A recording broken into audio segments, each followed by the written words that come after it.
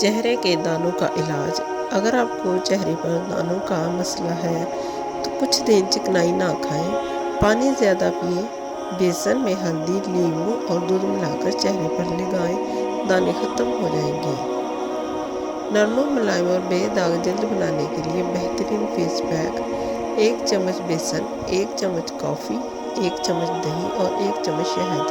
تمام اجزاء کو اچھی طرح مکس کریں، چہرے اور گردن پر لگائیں، 20 منٹ تک لگا رہنے دیں، پھر تازہ پانی سے دھو لیں۔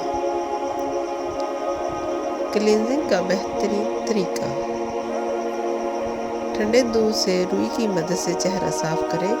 اب 2 کھانے کے چمچ عرق گلاب، 1 چمچ شہد اور 1 چمچ دہی مکس کر کے لیپ بنا لیں۔ اس کا لیپ چہرے پر کریں اور 15 منٹ بعد چہرہ دھو لیں۔ اگر یہ روٹین سے کریں تو جلد ہمیشہ صاف اور شفاف رہے گی۔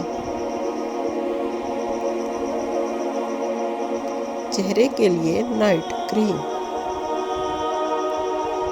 1 چمچ ایلو ویرا جیل، 2 چمچ عرق گلاب، 1 وٹامن ای کا کیپسول۔ ان تمام چیزوں کو اچھی طرح مکس کریں، روز رات کو سونے سے پہلے چہرے پر لگائیں، صاف اور نرم و ملائم جلد پائیں۔